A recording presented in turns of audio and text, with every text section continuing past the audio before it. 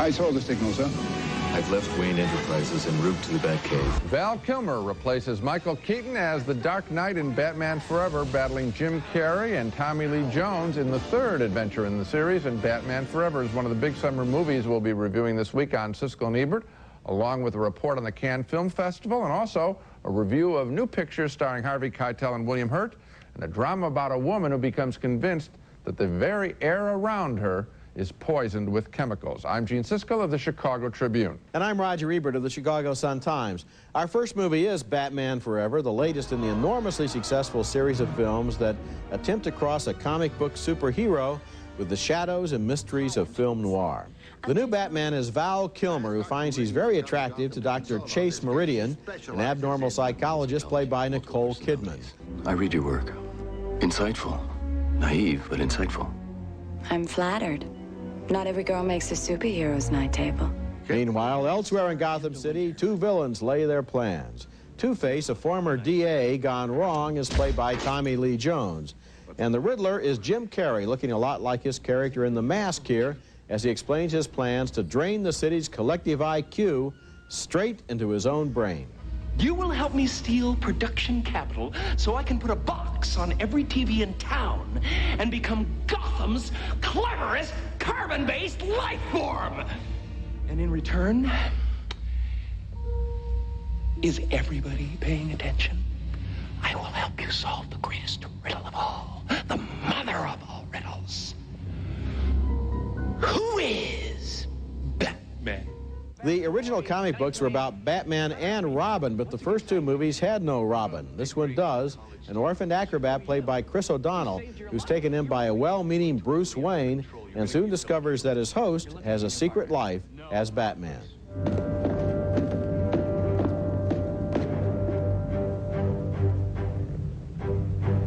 Who's your tailor? Meanwhile, the budding attraction between the sexy Dr. Meridian and Batman continues to grow, maybe because she's attracted to his costume. You trying to get under my cape, Doctor?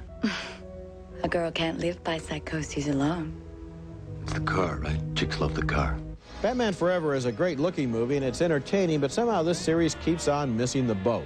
Batman is the most fascinating and mysterious of all the comic book superheroes, and he's about more than simply action and special effects and colorful villains. Batman Forever is basically just a very good-looking comic book movie, and I think Batman deserves more and better.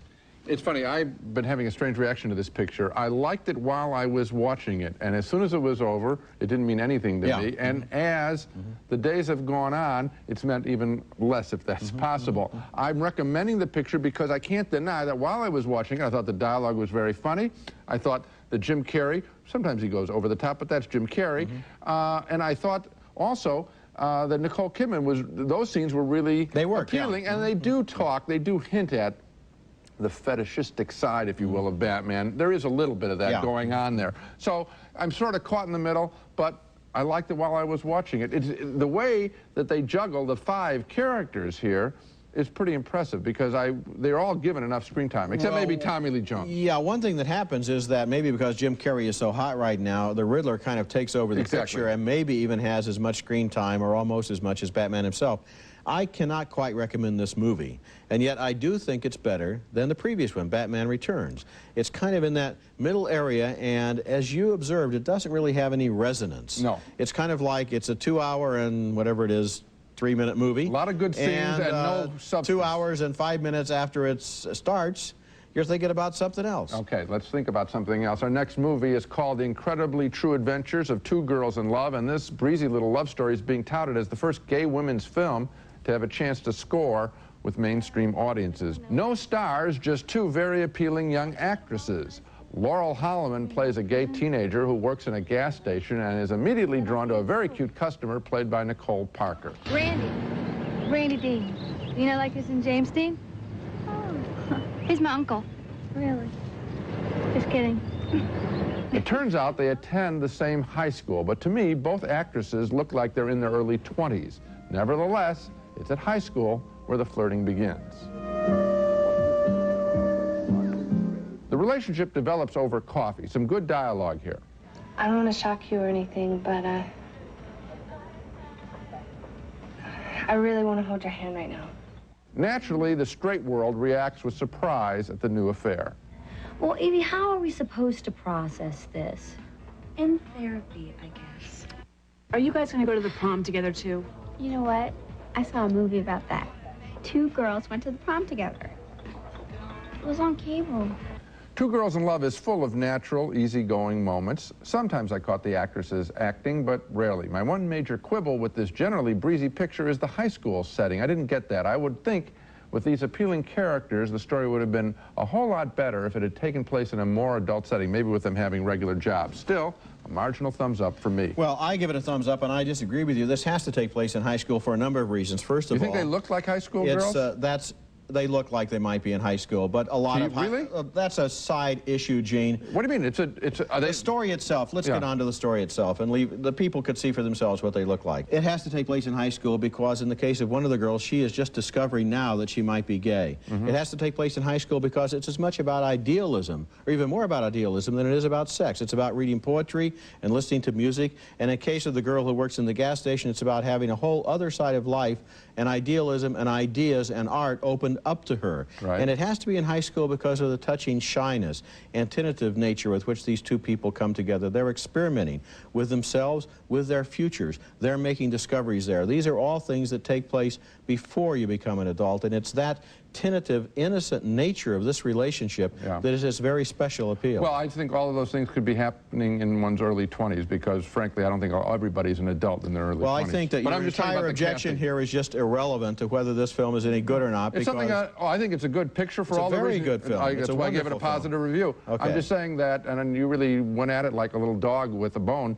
I'm just saying, as I look at them, I thought that they were cast to look older. I just kind of wanted to dismiss that and go on, and you're the one that insisted on making it the crux of your entire review when it's really irrelevant to the values of this film.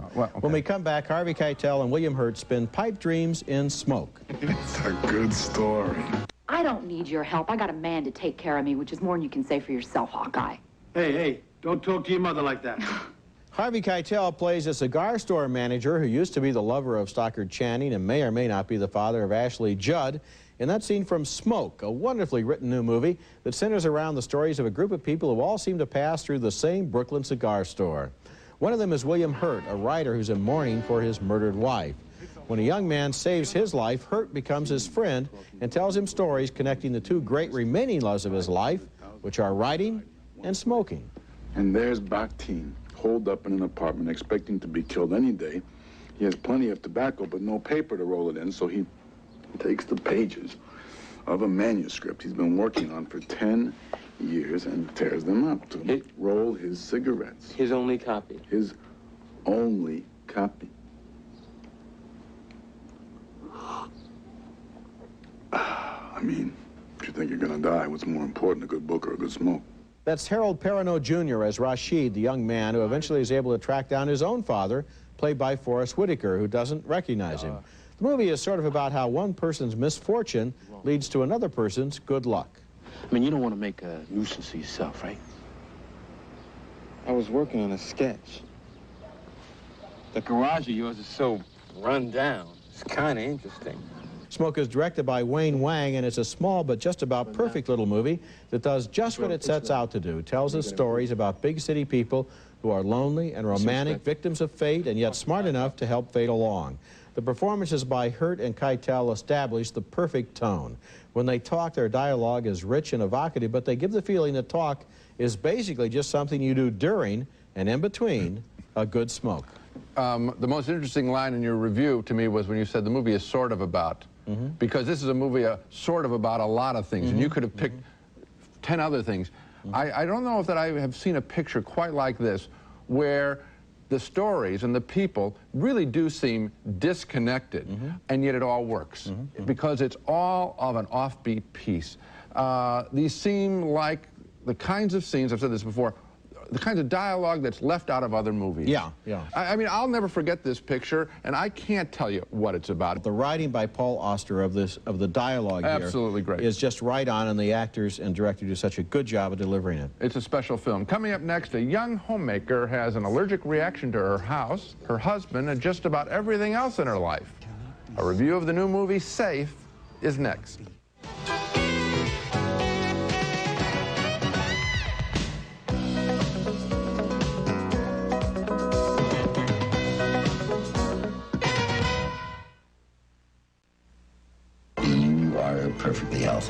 might want to consult someone. Psychiatrist. A married woman begins reacting to the chemicals in her life. Her husband and doctor doubt her illness, and she winds up in a desert clinic that may just be a cult, or at least it's a crutch in her life. That's the provocative premise of a disturbing new film called Safe, written and directed by Todd Haynes. Safe stars Julianne Moore, who was so very good in Vanya on 42nd Street. Here she's a wealthy suburban Los Angeles housewife who is increasingly getting sick, and she thinks it's all due to the chemicals in the air, including a truck's exhaust fumes. I really believe that he thinks he's doing the Lord's work. He's always been a very... Well, maybe he's right. Her husband, played by Xander Berkeley, is skeptical of her constantly enfeebled state, especially at their bedtime. Carol, what the hell is going on here? Nothing. Somebody has a headache every night. A week? Increasingly feeling sick, she's sent to a psychiatrist. We really need to be hearing from you. What's going on in you? Later still, she hears about a clinic in the desert that caters to people who can't handle their environment, and it's here that Safe is at its most provocative. These feelings that you're having, Carol, are extremely common, especially in relation to new environments, and especially for someone who's environmentally ill, okay? And what we're about is trying to help absorb as many of these tensions as we can, so you're free to do the kind of healing that you need to be doing. People are suffering from all kinds of fears these days, and they have real medical sources. But Safe suggests to me that chasing safety may be a trap that may lead to a falsely secure and yet thoroughly empty life. It's a truly disturbing, one-of-a-kind picture from a director, Todd Haynes, who has a distinctive visual style. I like Safe a lot. I liked it a lot, too, and I had the same conclusion that you had. The funny thing is, when you walk into the movie, and maybe even for the first hour, you think, this is like a disease of the week docudrama. Mm-hmm. You know, this is this week's disease, and at the end, she's going to get cured. And when she goes out to the place in the desert, you think, well, here she's going to find all the answers, and they'll stand in a circle, and they'll pray to Gia, the earth god, and they'll all be healthy. And then you realize, no. This is a disease that may be caused by the environment or may, in fact, be caused by herself. And just because everybody blames her for her disease doesn't mean that she might not be complicitous in some way. It's a very complicated movie, and at the end, you're left with the feeling that for this particular woman, some kind of disease was going to happen sooner or later. Well, I got it more than an hour into the picture. You get it with the initial framing by this Todd Haynes of his pictures. He's showing her in a perfect setting, a magnificent home, and yet it is deadly dull there and sick in some way. And he holds on these shots. That's what the distinctive style of this picture is. He's tipping you off right from his very first image that this is a disturbed woman and a disturbed environment, and there are problems aplenty here. And then on the soundtrack is filled wall to wall with subtle, little background noises indicating the presence of polluting.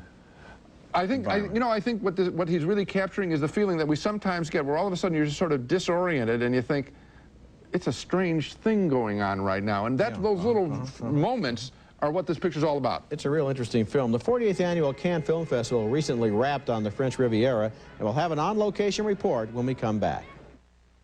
When you check into your hotel at the Cannes Film Festival, you get a booklet containing thousands of names, and next to every name is one of two words, buying or selling. Cannes is a vast movie trade fair where the movie business comes to buy and sell, and in between somewhere is a film festival that honors artistry in film. This was my 21st year at Cannes, and as usual, I could have done with a little more art and a little less buying and selling.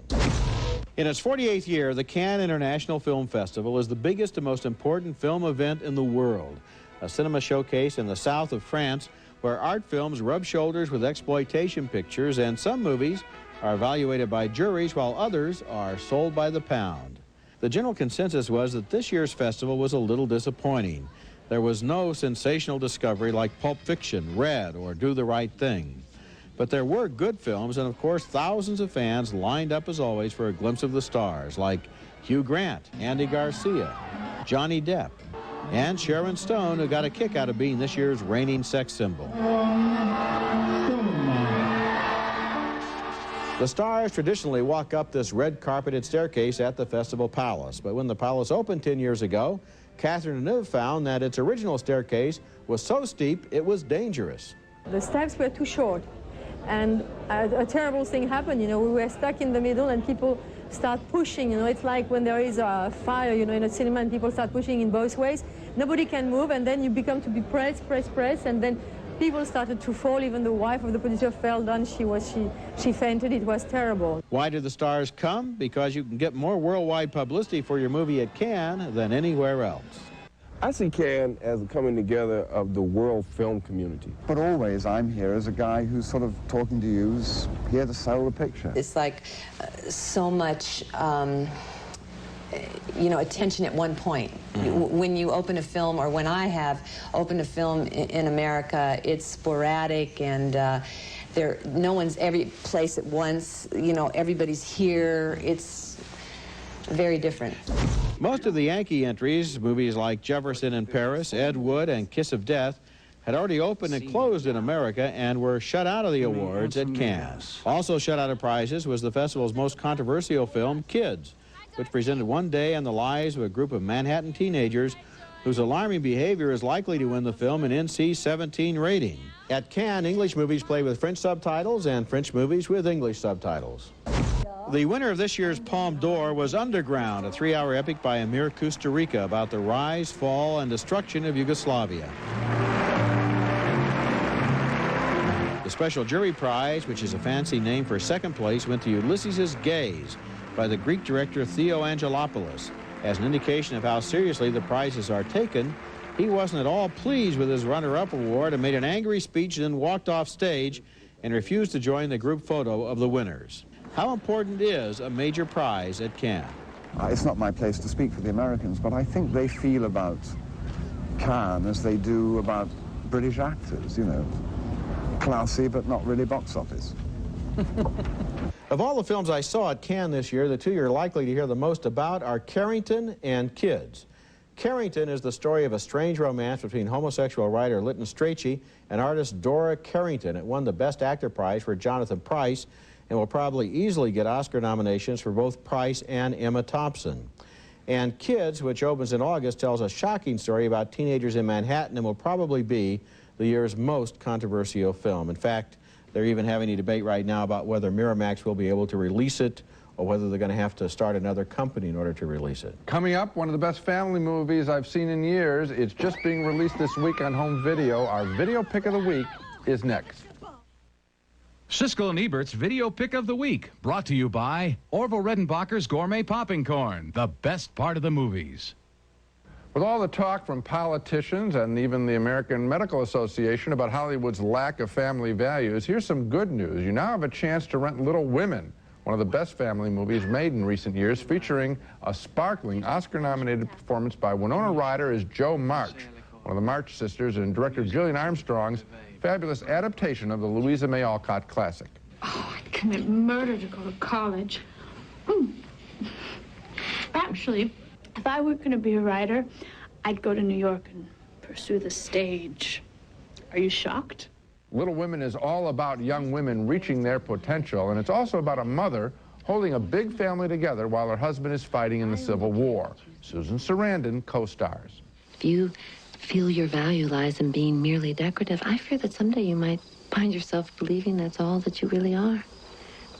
Timey roads, all such beauty. But what it cannot diminish is the wonderful workings of your mind. If you're serious about wanting Hollywood to make family movies, then you've got to support Little Women. It's our video pick of the week. Now let's recap the movies we reviewed on this show. A split vote on Batman Forever. I liked it more than Roger. Good characters, I think, in a forgettable story.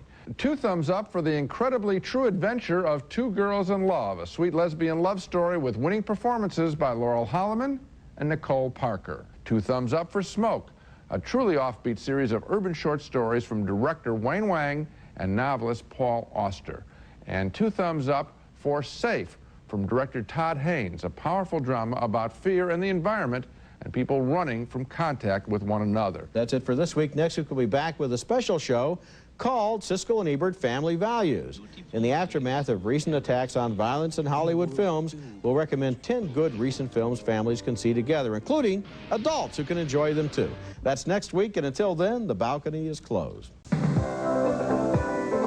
Trio Trio 3-way outdoor protection, Pamba-free sunscreen, natural insect repellent and moisturizer, and an herbal-scented formula. Protect your family from Lyme disease with Trio.